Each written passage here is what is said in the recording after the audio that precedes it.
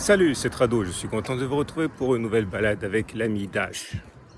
Alors, la question à laquelle j'aimerais que nous répondions aujourd'hui avec l'ami Dash, c'est le rôle de la psychologie en trading. Vous savez, lorsqu'on parle de trading, allez Dash, lorsqu'on parle de trading, les gens s'imaginent que c'est une histoire de nerds, d'intelligents, de fric, de personnes super éduquées, etc. Et en fait, oui, il ne faut pas être complètement débile pour faire du trading, mais honnêtement, ceux qui s'en sortent le mieux ne sont pas forcément les plus intelligents, on y reviendra dans une autre vidéo. Le plus dur en trading, c'est la psychologie. La psychologie, ça représente plus de la moitié de l'effort. Et c'est pour ça que, bon, parmi les followers, les étudiants, etc., qui me suivent, il y a énormément de personnes extrêmement éduquées, extrêmement diplômées, plus que moi, et qui ne s'en sortent pas, non pas à cause du manque d'intelligence, mais à cause de la psychologie qu'ils n'ont pas acquise au niveau du trading. Alors pourquoi est-ce qu'il faut avoir un niveau de psychologie quand même assez élevé? Tout simplement parce que vous devez être capable de surpasser les échecs. C'est-à-dire que, vous savez, on vous vend souvent sur Internet, enfin sur YouTube, des méthodes toutes faites comme ça, alors que moi je vous en donne pas tous les jours, hein, ok.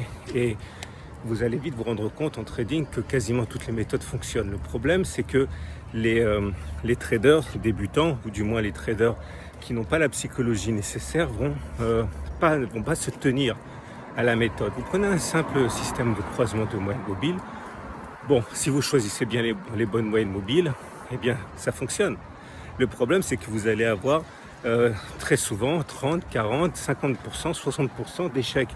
Et le problème, c'est que lorsque vous avez 30, 40, 50, 60% d'échecs, eh bien, il faut continuer à trader alors même que vous avez, je vais éviter le soleil, alors que vous avez encaissé eh bien, une série de 4, 5, 6, 7 trades perdants. Et lorsqu'on perd 4, 5, 6, 7 fois de suite, ce qui est quand même assez fréquent, avec des systèmes qui fonctionnent globalement 30, 40, 50, 60%, eh bien vous êtes tenté de changer votre fusil d'épaule et de ne pas vous y tenir.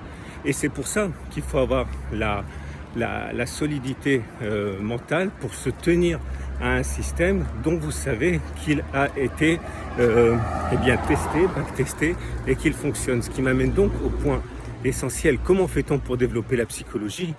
C'est pas la peine de vous fouetter le dos avec des pattes de canard, ça sert strictement à rien, ok, ou courir à poil dans la neige. Ce qu'il faut, c'est à mon avis justement backtester. Lorsque vous avez testé une stratégie encore sur des centaines, sur des milliers d'occurrences, vous savez que il peut arriver que vous ayez 5, 10, 15, 20 trades perdants d'affilée et vous savez que ça fait partie du système et ça veut dire que lorsque ça va venir, votre psychologie sera en quelque sorte renforcée par l'idée que scientifiquement, ce que vous faites fonctionne.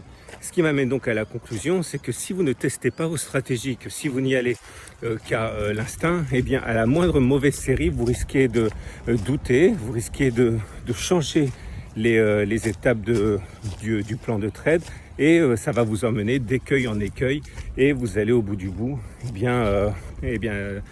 échouer tout simplement. Donc voilà, j'espère que vous avez compris ce que je vous dis, à savoir de l'intérêt de backtester les choses pour avoir une psychologie en béton et qui va justement permettre de contrecarrer les échecs, les séries d'échecs, de trades perdants qui sont inéluctables. Et je vous dis à très vite pour une autre vidéo avec Dash.